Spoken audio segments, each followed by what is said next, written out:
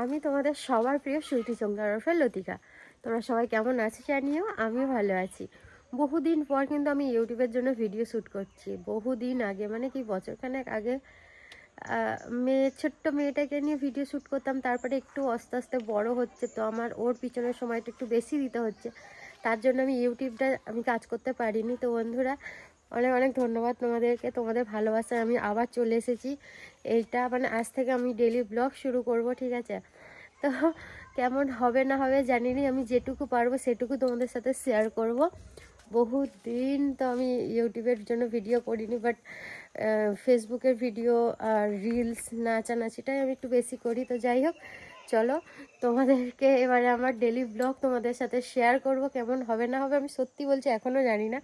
যেটুকু এডিট করতে পারবো তোমরা একটু কষ্ট করে দেখে নিও। আর তোমাদের ভালোবাসায় আজ আমি এই জায়গায়, তোমাদেরকে অনেক অনেক ধন্যবাদ। আরও এভাবে একটু পাশে থেকো, আমার ইউটিউবটা একটু সবাই সাপোর্ট করো আর একটু সাবস্ক্রাইব করো, করে আমার পাশে থাকো।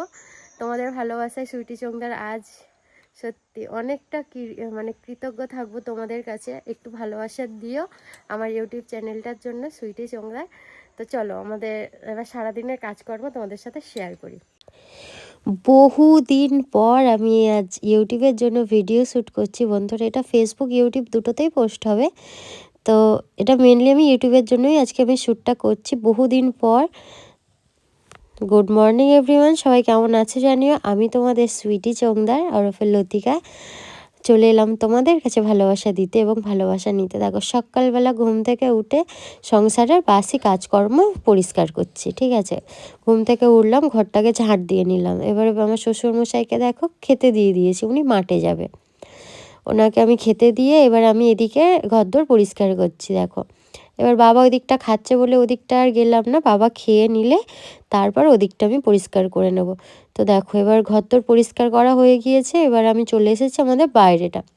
আর আমার তো উঠান নেই, আমার ঘরের সামনেই বড় পুকুর আর একটু ছোট করে রাস্তা আছে যাওয়া আসার জন্য, ওটাই আর কি পরিষ্কার করে নেব। তো দেখো, মানে আমাদের এখানে এতে বালি না, ভেবেছিলাম যে এক বালতি জল ঢেলে দেবো। তো জলটা ঢালা হয়নি, কিন্তু আমার ঝাঁট দেওয়ার পর কিন্তু আমি এক বালতি জল ঢেলে দিয়েছিলাম।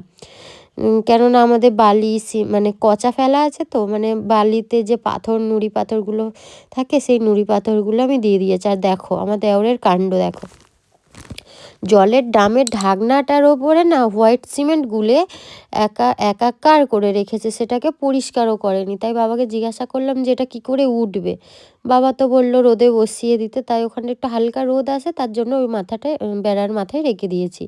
আর এইগুলো না আমি সব বাইরেটা পেতে পেতে রাখি, কেন এগুলো না খালি পায়ে খুব পায়ে লাগে। উফ, আর কেমন ধুলো উঠছে দেখছো বন্ধুরা, কি বলবো। তো যাই হোক, আমার ভুলের দোষেই আমি যদি একটু জল ঢেলে দিতাম তো এই ধুলোটা আর উঠতো না, আর আমার গাও নোংরা হতো না। তো যাই হোক, আমি এবার স্নান করে নেব, অসুবিধা নেই।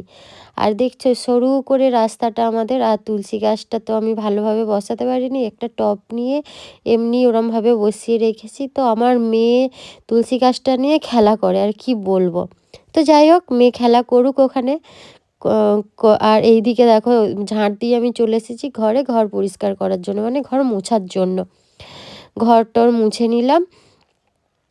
আর এটা আমার ঘর, আমার ঘরটা মুছে নিলাম। এবার আমার যাবো দেওরের ঘরে, শ্বশুরের ঘরে, গোটা দালান ঘর আমি সব এবারে দেখো মুছে নেবো আস্তে আস্তে। আর হ্যাঁ, অনেক দিন পর আমি ভিডিও দিচ্ছি, কেমন হয়েছে জানাবে অবশ্যই। অনেক দিন ইচ্ছে ছিল যে ভিডিও দেবো, কিন্তু ইচ্ছে থাকলেও না আমার উপায় হয় না।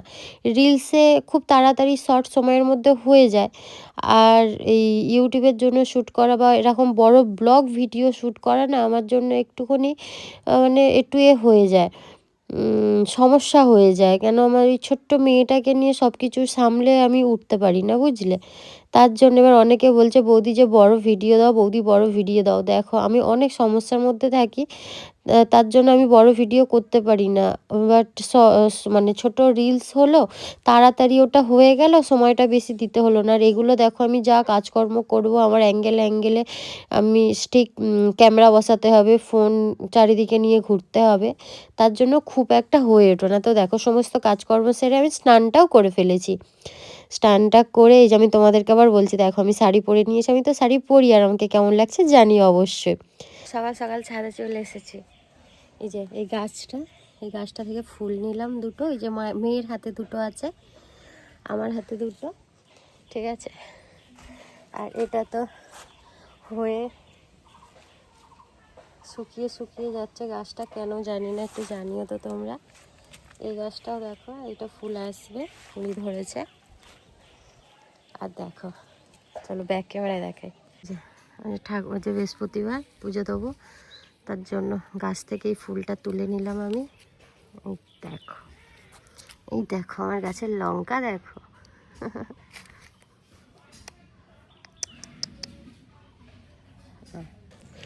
ওই যে ওইদিকে বৃহস্পতিবারের পুজো করা হয়ে গিয়েছে, দিয়ে এবার আমি এই যে স্নান করেছি, জামা কাপড় সব ছিল, সেগুলো সব মিলতে চলে এলাম রোদ্দুরে।